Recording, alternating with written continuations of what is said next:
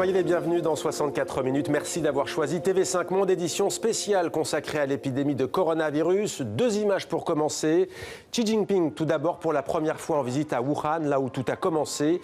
L'épidémie est pratiquement jugulée au niveau de son épicentre, c'est-à-dire ici même à Wuhan, a déclaré le président chinois qui, vous le voyez, a rencontré le personnel soignant. Autre image, autre ambiance, c'est l'Italie qui devient le premier pays du monde à mettre en place un confinement total sur l'ensemble de son territoire.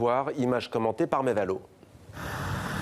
Un Colisée silencieux et déserté, du jamais vu dans l'histoire de l'amphithéâtre romain. La capitale italienne est confinée et ses rues étrangement vides, ou presque. Devant la célèbre fontaine de Trévise, la police tente tant bien que mal de repousser quelques touristes, visiblement pas inquiets. Personnellement, je pense que beaucoup de gens meurent autant à cause d'un rhume que du coronavirus. Ils paniquent beaucoup plus que nécessaire. Pour les autorités italiennes, en revanche, l'heure est grave.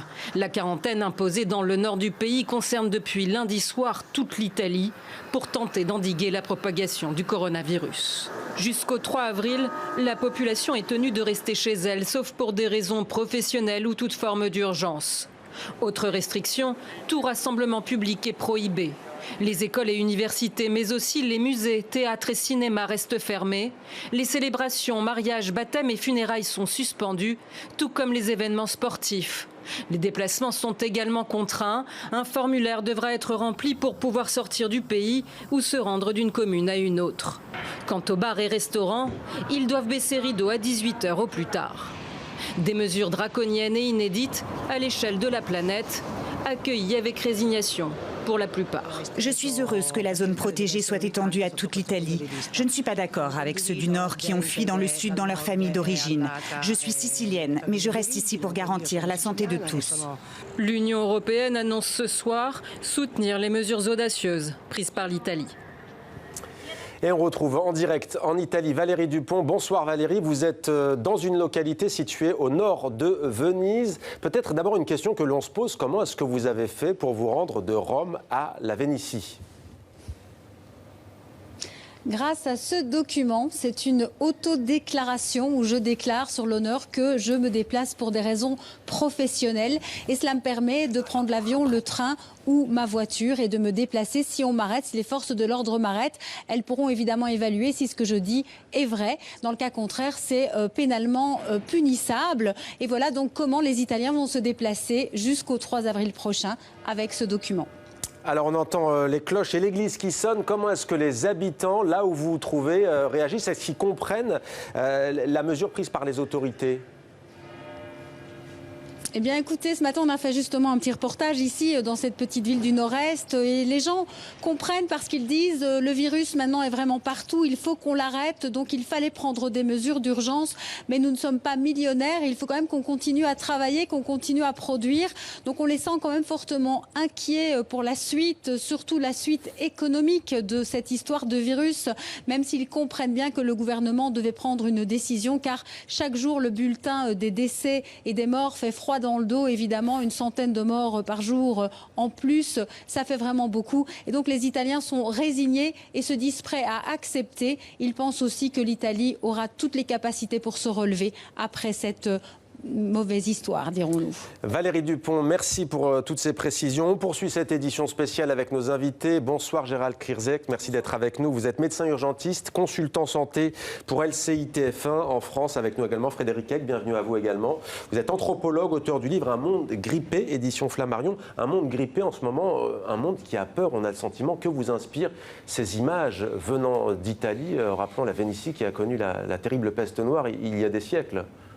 Oui, c'est une confirmation du scénario catastrophe qui était attendu depuis une trentaine d'années, c'est-à-dire un virus qui émerge des animaux en Chine et qui se répand dans le reste du monde et qui bloque toute l'économie. Et la dépendance de l'économie mondiale à l'égard de la Chine étant très forte aujourd'hui, on voit les effets que cela produit.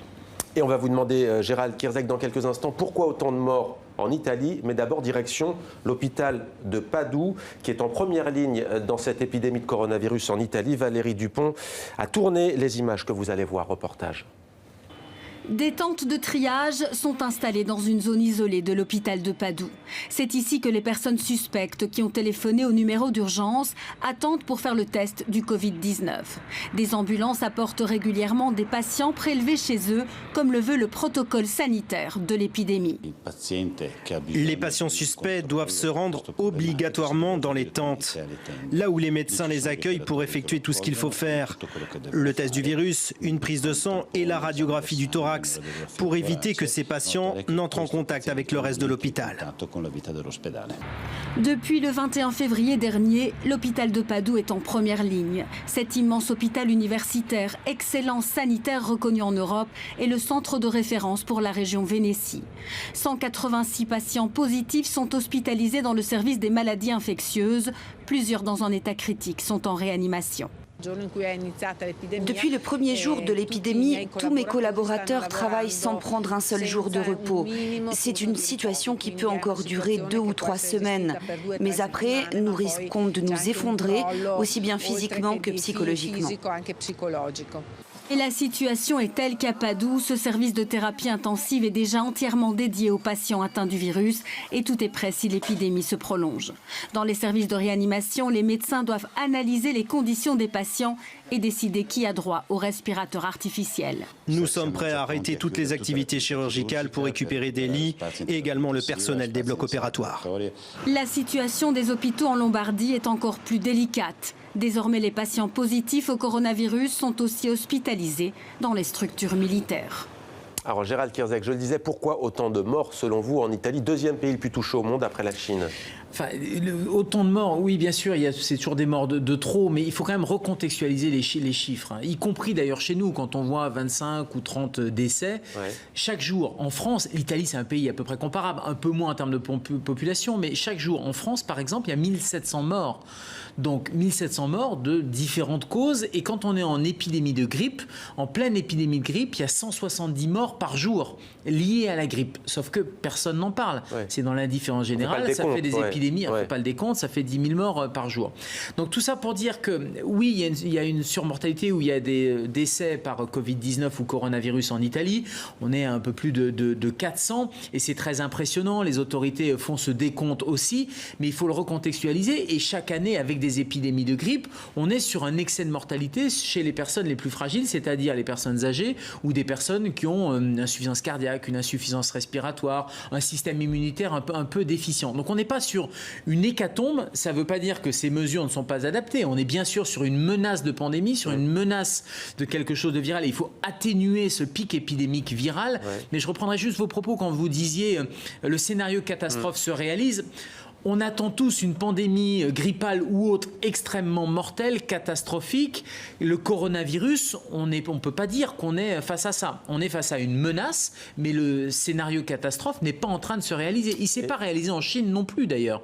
À Wuhan, on a vu les images juste avant dans votre journal, les choses se sont stabilisées par des mesures efficaces de prise en charge, de traitement, etc. et essayer d'atténuer, de contingenter un peu cette épidémie. Mais je ne voudrais pas qu'on tombe dans une psychose en disant c'est un virus qui vous touche et qui vous tue immédiatement. C'est pas du tout ça. La mortalité, elle est en train de s'effondrer, tout ça, parce qu'on voit que le virus, il circule de partout et qu'il y a énormément de gens contaminés et avec des symptômes tout à fait bénins. Alors, puisque vous évoquez la situation aussi en France, on va écouter le président Emmanuel Macron qui s'est rendu au centre d'appel du SAMU de l'hôpital parisien de Necker. Vous le voyez sur cette image. Nous sommes au début de cette épidémie, dit Emmanuel Macron. Nous sommes au tout début de cette épidémie. Il faut être très clair, lucide. Le ministre, le directeur général de la Santé n'ont cessé de le rappeler. Nous sommes organisés et, en particulier nos SAMU, affrontent les débuts de cette crise. Je veux ici rappeler aussi pour nos concitoyens que 85% de celles et ceux qui seront positifs au Covid-19 et qui donc auront ce virus, auront une forme bénigne de celui-ci. Et que donc la lucidité, la transparence dont nous faisons preuve doit aussi s'accompagner de beaucoup de calme. Voilà, et pour l'instant, l'Europe, l'Union européenne agit en ordre dispersé. On vient d'apprendre que la Grèce avait décidé de fermer toutes les écoles et les universités. L'Italie a déjà fait la même chose. La France, pour l'heure, a fermé seulement quelques écoles dans l'Oise et dans le Haut-Rhin. Direction Bruxelles, où l'on retrouve Paul Germain. Bonsoir Paul. On entend souvent qu'il n'y a pas d'Europe de la défense, que l'Europe a du mal à parler d'une même voix lorsqu'il y a une crise d'ampleur internationale, un conflit, voire une épidémie de la sorte. En fait, il n'y a pas plus d'Europe de la santé, hein. Effectivement, Mohamed, et la réponse est là dans les traités européens. La santé est une prérogative des États, ce n'est pas une compétence européenne. Alors bien sûr, quand on a dit ça, on se rend bien compte que ce n'est pas une réponse satisfaisante. Et quand des pays comme la France et l'Allemagne, même s'ils ont de bonnes raisons, décident de ne pas vendre des masques de protection à d'autres pays européens qui le leur demandent, eh bien, ça n'est pas très bon pour l'image de l'Union européenne. Emmanuel Macron est l'un des premiers à s'en être rendu compte et les dirigeants des 27 sont actuellement réunis en visioconférence.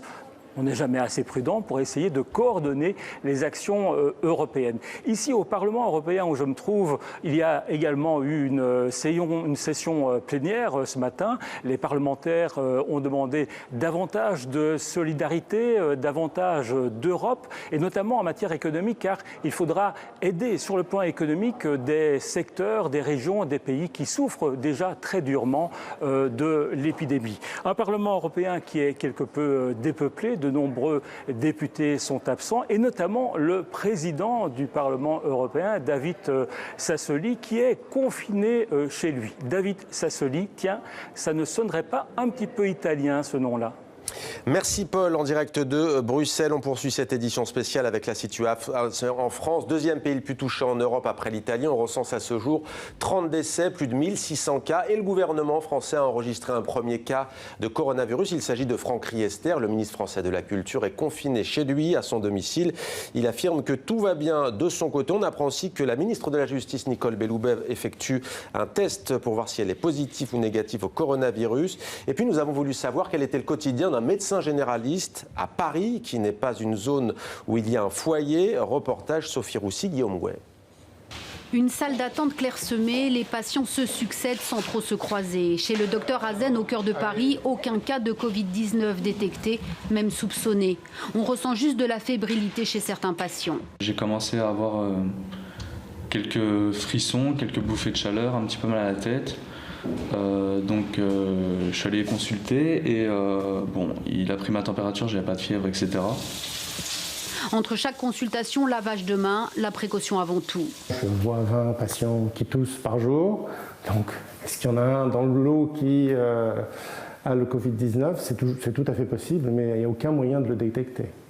Les médecins généralistes le savent, ils seront bientôt en première ligne. Aujourd'hui, toute personne qui présente des symptômes inquiétants appelle le SAMU. L'aggravation arrive vers le 6e, 7e, 8e jour. Il ne faut pas hésiter à rappeler, reconsulter pour qu'on écoute surtout les poumons, parce que ce que ça donne surtout, c'est des... Dans la configuration d'un stade 3, les gens infectés n'iront plus systématiquement à l'hôpital.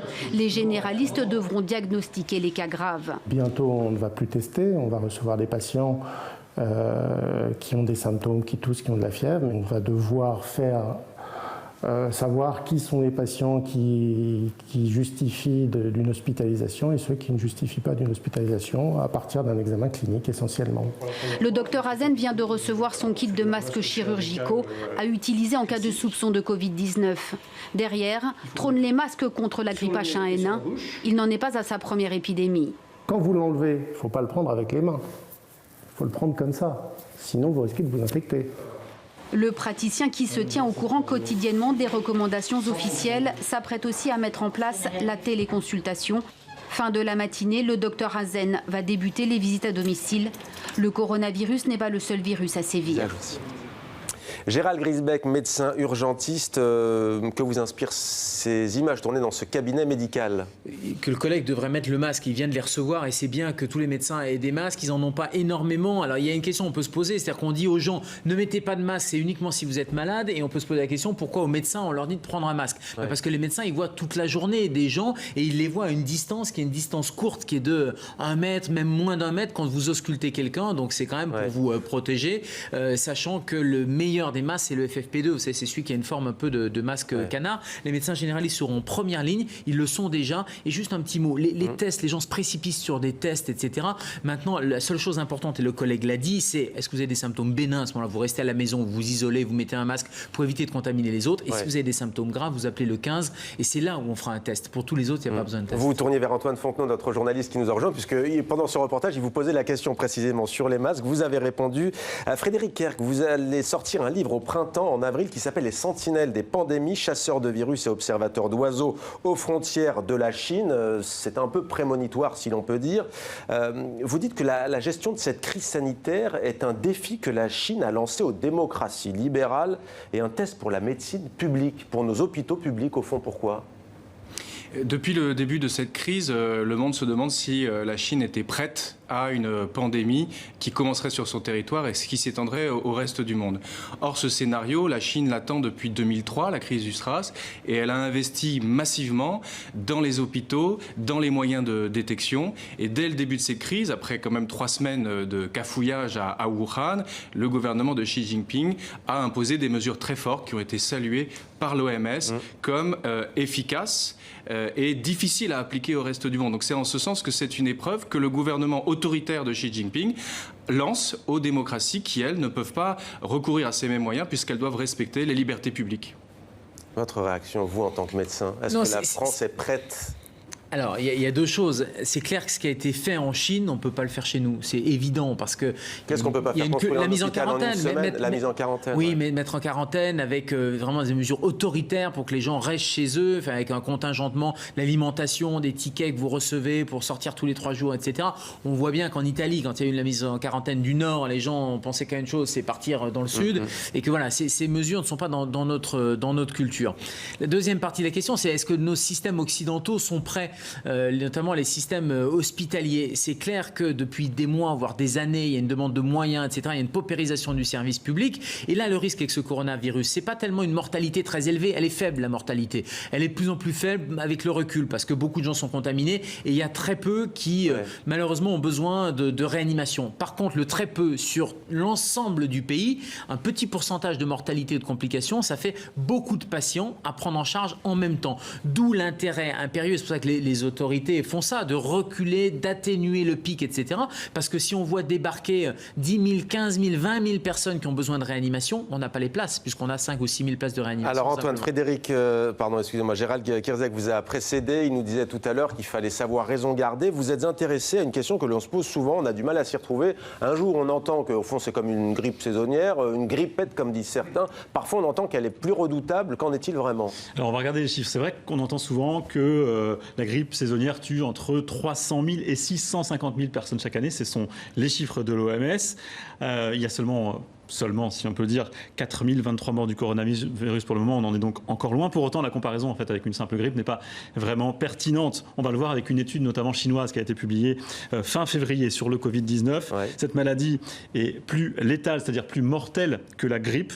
Vous le voyez, entre 1,4 et 3% contre seulement 0,1% pour la grippe saisonnière ou même 0,7% pour la rougeole. On sait que les personnes âgées de plus de 70 ans sont particulièrement concernées, mais c'est seulement, d'après cette étude, 50% des décès. Cela signifie donc aussi que la moitié des décès sont des gens qui ont moins de 70 ans. La différence majeure aussi avec la grippe, c'est la contagiosité du virus, même si les chiffres évidemment sont encore pas définitifs. Chaque malade infecte entre 1,5 et 3,5 personnes pour le Covid-19. Pour la grippe, c'est seulement une personne. La rougeole, on l'a vu, c'est beaucoup plus. C'est 9 personnes, mais il y a, dans ce cas-là, un vaccin.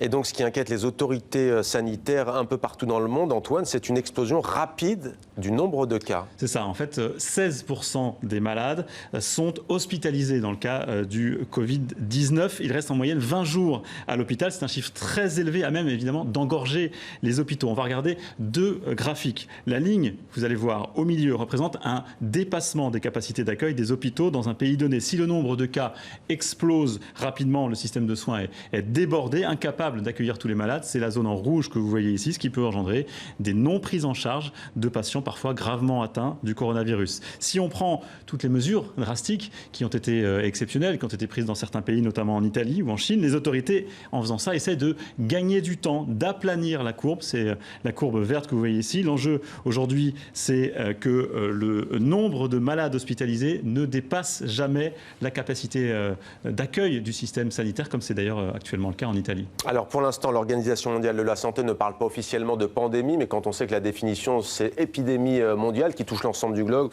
disons clairement qu'on y est presque. Alors quelles sont les grandes pandémies qu'a connues l'humanité jusque-là? Sophie Goldstein s'est penchée sur la question. Été 1968, les jeunes s'aiment, Hong Kong est en plein essor économique, les transports aériens élargissent l'horizon. C'est ici qu'apparaît la première épidémie de l'ère moderne. Elle fait le tour du monde. 1 million de morts, dont de nombreux enfants. Année 2000, le SRAS, le syndrome respiratoire aigu sévère parti d'Asie, lui aussi, se propage à une trentaine de pays. Une maladie à coronavirus, la chauve-souris, en est à l'origine. 774 morts. En 2013, le virus Ebola déclenche une épidémie de fièvre hémorragique en Afrique de l'Ouest, 11 300 morts. Il y a 10 ans, le virus H1N1 apparaît au Mexique et se propage dans le monde. L'OMS est critiquée pour une mobilisation jugée surdimensionnée. Des millions de vaccins restent inutilisés en France. Bilan, 18 500 morts selon l'OMS, plus de 575 000 selon le journal de référence The Lancet. À titre de comparaison, la grippe saisonnière fait 500 000 morts dans le monde chaque année. La pandémie la plus meurtrière à ce jour, la grippe dite espagnole, c'était il y a 100 ans. 50 millions de morts. Taux de létalité inférieur à 2,5% contre 40% pour Ebola. Un taux de mortalité complexe à établir pour le SRAS-2, la maladie Covid-19 qui frappe le monde aujourd'hui. On va poursuivre avec vous, Antoine, un bilan aujourd'hui dans le monde, où on en est? Alors, on dénombre, vous allez voir sur cette carte aujourd'hui, plus de 114 000 cas de contamination dans le monde du Covid-19 et plus de 4 000 décès, 4 023 précisément à l'échelle du monde. La quasi-totalité des pays est maintenant concernée, 107 pays. Un des derniers en date, c'est la République démocratique du Congo. L'Afrique semble pour autant relativement épargnée. On va en parler, je crois, tout à l'heure dans la deuxième partie du 64 minutes. Pays les plus atteints, donc, la Corée du Sud, l'Italie, l'Iran, la France et l'Allemagne, tous bien sûr derrière la Chine où le nombre de cas décroît chaque jour un peu plus. Aujourd'hui même, le nombre de contaminations est tombé à son plus bas en Chine depuis le début de l'épidémie. Et on vous retrouvera donc tout à l'heure, Antoine, pour la suite de cette édition spéciale. En attendant, on va s'arrêter au volet économique, puisqu'on le sait, l'Italie est à l'arrêt. L'Italie, l'une des puissances économiques sur le continent européen. La Chine, usine du monde, a vu son économie plonger plus fortement, semble-t-il, qu'en 2018. Demet Korkmaz nous a rejoint du service économie. Bonsoir, Demet. Bonsoir. Avec nous également Christopher Dambik. Merci d'être avec nous. Vous êtes responsable de la recherche macroéconomique du groupe Saxo Bank. Après lundi noir, Demet, les bourses mondiales se reprennent quelque peu. Quelque peu, et le péril n'est absolument pas éloigné. Les marchés maintenant sont dans l'attente de décisions fortes. Il y en a eu aux États-Unis et dans un moment aussi crucial que celui-ci, Donald Trump n'a pas pu s'empêcher de vilipender la Fed. Il a traité, regardez ce tweet assassin de Donald Trump, il a traité Jérôme Powell de minable pour sa politique des taux d'intérêt. Alors la Fed a effectivement abaissé d'1 demi-point son taux, Donald Trump estime que ça n'est pas suffisant, que ça n'est pas assez rapide comme mesure. Mais il y a une mesure qui retient notre attention, c'est la décision d'injecter tous les jours 150 milliards de dollars tous les jours. Est-ce qu'il faut s'en réjouir ou s'en inquiéter, Christopher Dambik? En fait, c'est plutôt un signe de stress du marché financier du côté des États-Unis. L'objectif de toutes ces mesures, c'est assez simple, c'est de garantir en fait que les entreprises puissent se refinancer à des taux relativement bas, donc d'éviter des faillites d'entreprises dans des secteurs fragilisés, type l'énergie par exemple. Mais on voit bien que ça n'a pas un effet aussi escompté, important qu'escompté en tout cas. Alors toute la question, vous l'avez dit, c'est de permettre aux entreprises de se financer, de permettre aux banques de continuer à prêter de l'argent. Christine Lagarde va annoncer des mesures ce jeudi. Elle est très très attendue, la BCE. Quelles sont ses marges de manœuvre alors qu'elle prête déjà gratuitement aux banques?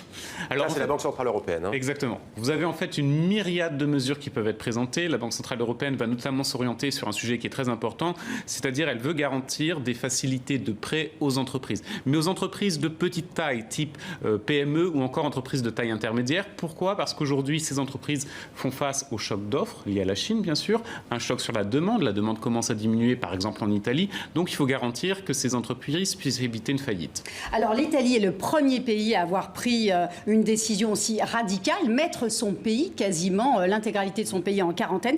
Quel peut être l'effet domino sur les pays voisins? Qui a le plus à craindre? La France. En fait, la France a bien résisté à la situation chinoise parce qu'on n'est pas tant exposé que cela. En revanche, en termes d'approvisionnement dans notre chaîne de valeur, on est 2 fois plus exposé à l'Italie qu'à la Chine. Concrètement, ça veut dire que les entreprises, lorsqu'elles produisent des biens, elles ont la nécessité de s'approvisionner en Italie. Donc le risque, c'est d'avoir des ruptures dans la chaîne d'approvisionnement sur certains secteurs clés. Donc il va falloir être très vigilant. Merci beaucoup Christophe Dembic. On vient de l'apprendre, l'Italie compte 168 morts de plus pour cette seule journée. C'est un record, ce qui porte à 631 le nombre de morts liés au coronavirus. L'Italie qui est d'ailleurs devenue le premier pays du monde à mettre en place un confinement total, et ce jusqu'au 3 avril minimum. Et face à cette épidémie de coronavirus, les pays de l'Union européenne agissent en ordre dispersé. La Grèce va fermer ses écoles. Les dirigeants des 27 tiennent en ce moment une visioconférence pour tenter de coordonner leurs réponses. Et puis c'est l'image du jour également. Xi Jinping, pour la première fois en visite à Wuhan, épicentre de l'épidémie. Et selon le président chinois, elle est pratiquement jugulée, en tout cas au niveau de cet épicentre de Wuhan. C'est ce qu'a dit le président chinois, applaudi, vous le voyez sur ces images, par des médecins. On poursuit donc cette édition spéciale et pour commencer, on fait le bilan non pas globalement dans le monde mais en Afrique avec une question qui revient sans cesse. Pourquoi aussi peu de cas? On va en parler, mais d'abord premier cas au Congo-Kinshasa et puis un premier décès signalé également au Maroc. Vous allez voir donc ces chiffres sur la carte. Pour l'instant, il y a une dizaine de pays touchés en Afrique. L'Égypte compte quelques dizaines de cas. Au Sénégal, 3 cas avérés et le patient 0 qui est guéri depuis 3 jours. Il s'agit d'un résident français. Il a été soigné dans l'hôpital que vous allez découvrir, l'hôpital de Fann à Dakar. William Lesseux s'est rendu dans cet établissement. Reportage. Au centre des maladies infectieuses, le personnel médical ne lâche pas du regard les patients touchés par le coronavirus. C'est au tour de Sekou Aïdara, infirmier, de se rendre au chevet des malades. L'homme doit revêtir une combinaison pour se protéger. Masque, gants, lunettes. Il faut être 2 pour enfiler correctement cette barrière contre le virus. On doit le faire chaque jour, chaque matin et à chaque fois qu'on entre en contact avec les malades. C'est très important, vu pour notre propre personne et pour la protection des patients aussi. Le centre de quarantaine se trouve à quelques mètres du bâtiment principal. Des tentes ont été installées si l'épidémie venait à se propager. Le professeur Moussa Seydi coordonne le service dans lequel se trouvent les malades. L'accès est très contrôlé pour la protection d'abord du public, mais aussi pour respecter les consignes qui nous ont été données. À son actif, une guérison, celle du tout premier contaminé la semaine dernière, un Français de 33 ans. Mais pour le médecin, il ne faut pas relâcher la vigilance. On n'est jamais trop préparé et les surprises sont toujours possibles. Alors c'est ça qu'il faut avoir à l'esprit. Quand on est devant une épidémie, il faut se dire que toutes les surprises sont possibles. Ne pas se préparer, relâcher la pression, ce serait une erreur mortelle. Je ne dis même pas gravissime, mais mortelle. Tous les services ont été placés en état d'alerte. Dans le bâtiment voisin, au centre de pneumologie, des mesures de protection ont là encore été prises lors de chaque consultation. On a plus ou moins démarré un système de tri des patients avec un thermoflash qui permet de voir un peu des cas qui sont fébriles et pour lesquels il faut un interrogatoire assez orienté dans la recherche de cas éventuellement suspects. La prise en charge des patients ici à l'hôpital de Fann va se poursuivre aussi longtemps que nécessaire. Sachez aussi qu'un nouveau centre de traitement et de prise en charge destiné à ces patients atteints par le coronavirus sera construit d'ici la semaine prochaine. Il pourra accueillir 40 malades supplémentaires. Cette construction a été décidée par les autorités. Le but, faire face à une éventuelle aggravation de l'épidémie. Et avec nous en plateau, Frédéric Quay qui est resté. Vous êtes anthropologue, vous êtes l'auteur notamment d'un Monde grippé et bientôt à paraître un livre sur les pandémies, les sentinelles des pandémies. Avec nous également Gérald Kierzek, médecin urgentiste, consultant télé en France, LCI, TF1. La question que tout le monde se pose, pourquoi aussi peu de cas en Afrique ? qui était d'ailleurs le scénario de l'OMS, et c'est pour ça qu'ils ont tiré la sonnette d'alarme très vite, en se disant si jamais le coronavirus arrive en Afrique avec des structures sanitaires qui sont des structures sanitaires qui ne sont pas des structures sanitaires d'Europe occidentale, ça va être une catastrophe. Et vous avez raison, il y a très peu de cas. Alors, une des hypothèses... Officiellement. Oui, officiellement. Ah, mais vous, d'accord, je fais exprès de le signaler. Ouais. On voit bien quand même que le collègue infectiologue à Dakar, un discours de transparence. Au Sénégal, Macky Sall a pris le problème à bras le corps aussi, et un discours de transparence, je pense. Et de toute façon, maintenant avec les réseaux sociaux, les choses seraient sorties si ce n'était pas le cas partout. Il y a une des explications, c'est que le virus, on sait que ce coronavirus, il ne résiste pas au-delà de 25-26 degrés.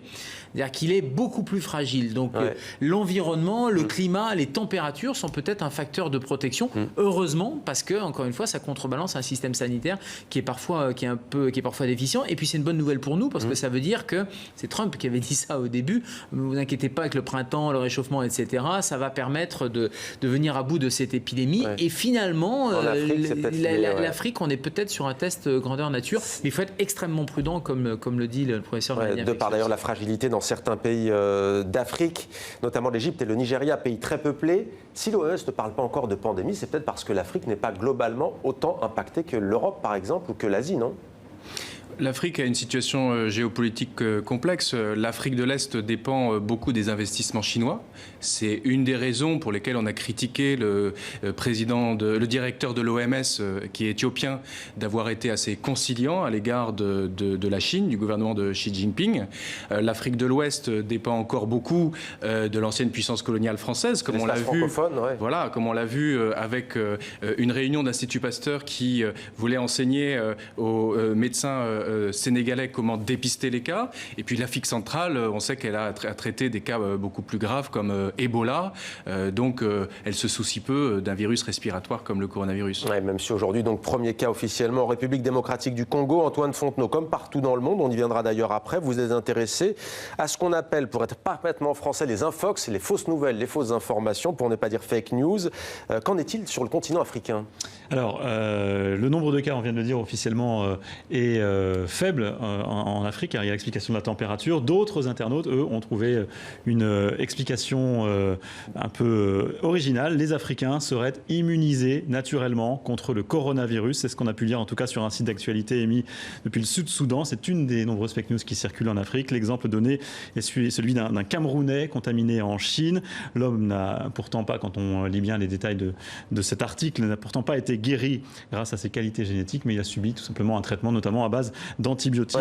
Juste Antoine, je vous laisse reprendre, pardonnez-moi de vous couper, peut-être la réaction, pourquoi c'est pas possible d'être immunisé ? Parce que d'abord, les citoyennes et les citoyens africains n'ont jamais été en contact avec ce virus. Je dis pas que c'est pas possible. Il y a d'autres moyens d'être immunisés. Les enfants le sont, par exemple, les enfants. Oui, ils ne sont pas immunisés, ils ont des symptômes qui sont extrêmement faibles, voire ils n'ont pas de symptômes du tout. Ça, c'est une des bonnes nouvelles. Alors qu'avec la grippe, il y a une mortalité, y compris chez les enfants. C'est pas le cas avec le coronavirus. Mais sur après, le cas qu'évoque Antoine, les profils génétiques, mais là, c'est trop tôt de toute façon. Mais les profils génétiques seront intéressants à étudier, et ils sont étudiés pour voir quelle est la réaction et est-ce qu'il y a quelque chose qui peut expliquer, autre que les températures, en Afrique, qui est effectivement peu de cas et peu de diffusion. On sait que l'organisme réagit d'une manière ou d'une autre et que nos capacités génétiques, ça façonne notre système immunitaire. Antoine. Alors, parmi les autres nombreuses infox qui circulent au Maroc, cette photo qui a été diffusée au moins 3000 fois après l'annonce d'un premier cas la semaine dernière. Elle était censée montrer la personne contaminée, sauf qu'en fait, cette image est issue d'un spot publicitaire algérien.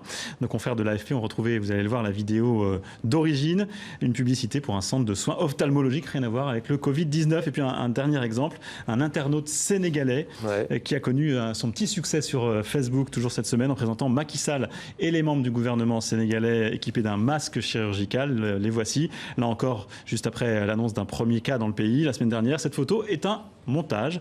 Voici l'image originale prise au cours d'un conseil des ministres décentralisé près de Dakar. C'était en 2016. Et partout dans le monde, on entend depuis le début de cette épidémie en Chine, il y a 3 mois, des idées parfois loufoques. Certaines peuvent s'avérer dangereuses.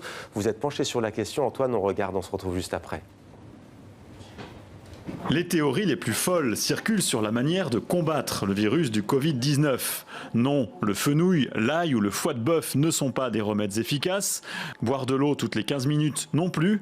Autant de substances citées par des utilisateurs de Facebook et de Twitter dans des publications largement partagées. Des publications scientifiques qui sortent quasiment en temps réel, donc c'est assez facile de regarder si vous trouvez des traces, ne serait-ce que des données in vitro avec la référence aux fenouil, à l'ail, au foie de bœuf, à des herbes médicinales, il n'y a absolument aucune donnée à l'heure d'aujourd'hui. Celle-ci parle carrément de cocaïne, en s'appuyant sur ce qui semble être une capture d'écran d'une chaîne d'information anglophone. C'est pourtant un trucage très simple à réaliser. Il existe une application spécialement destinée à créer ce genre de fausses images, 2 lignes de texte, une photo à charger, et hop, voilà l'infox prête à circuler. Les scientifiques le confirment, cette drogue dure n'est pas efficace contre le coronavirus.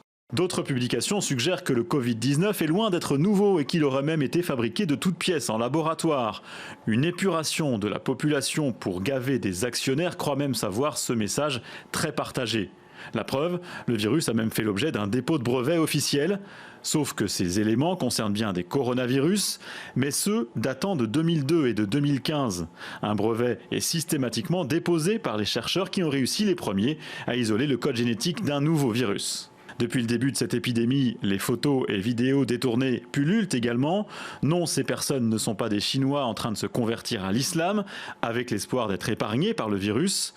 En remontant à la source des images, on découvre qu'elles ont été mises en ligne en mai 2019, bien avant la découverte de la maladie. L'emballement est spectaculaire, Antoine, disons-le.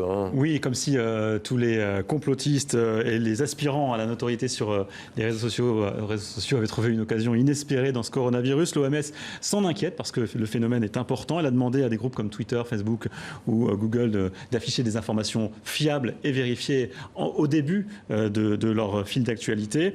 Et les plaisantins sont poursuivis dans certains pays, notamment au Maroc, où la semaine dernière, 3 personnes ont été arrêtées pour la publication d'informations erronées sur le virus. Alors il y a aussi une dimension que j'aimerais aborder avec vous, anthropologue, c'est comment au fond les êtres humains font face à quelque chose qui semble leur échapper, la mort qui semble proche, même si parfois elle est totalement exagérée, comme nous le disait le médecin ici même en plateau.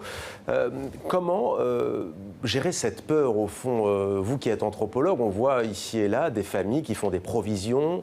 Est-ce que vous êtes intéressé à cette question ? La peur des épidémies, c'est ancestral. Quand on voit des gens mourir autour de soi, on se dit que quelque chose passe et qui est dangereux. Mais le coronavirus interroge profondément notre rapport à l'information, qui est très récent.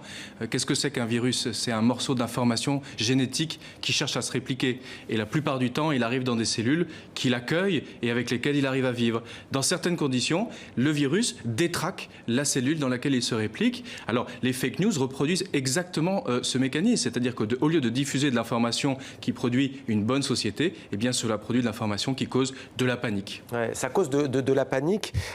Vous, en tant que médecin, comment voyez-vous justement cette crainte ? Est-ce qu'elle vient aussi du fait qu'il n'y a pas de vaccin ? On compare souvent la grippe saisonnière, mais il n'y a pas de vaccin, par exemple. C'est nouveau. Bon, c'est la totalité. Et puis ça a commencé comment ? Mystérieux, virus chinois. Vous aviez les 3 mots-clés.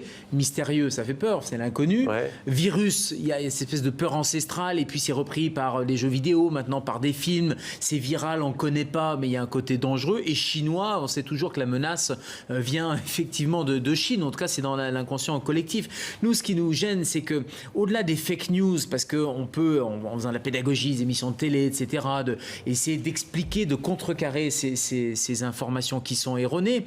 Le problème, c'est que certaines informations erronées, les gens ne font pas le tri avec les vraies informations et du coup n'appliquent pas les vraies informations et notamment les vrais réflexes. Ouais. Et on a vu récemment un sondage en France qui montrait par exemple que les gens n'appliquaient pas les gestes barrières. On leur dit ne serrez pas la main, ils sont 78% à continuer à serrer la main. Alors que ce sont véritablement ces bonnes informations qui, dans le flot de toutes les informations, y compris les fausses, sont complètement noyées, alors que c'est celle-ci qui serait capitale sur 3-4 réflexes. Donc il faut faire de la pédagogie. 2, pas paniquer, pas s'affoler, d'où le recontextualiser le nombre de morts, etc. Parce que sinon, les gens vont tous se précipiter dans les hôpitaux, chez leurs médecins, faire des tests et ça ne sert à rien. Et voilà donc pour cette page qui va se poursuivre. 2 informations qui viennent de nous parvenir. L'Allemagne, pour la première fois, place toute une ville en quarantaine. Et puis l'Organisation mondiale du commerce qui suspend tous les déplacements de ses membres pour éviter tout risque de contamination au coronavirus.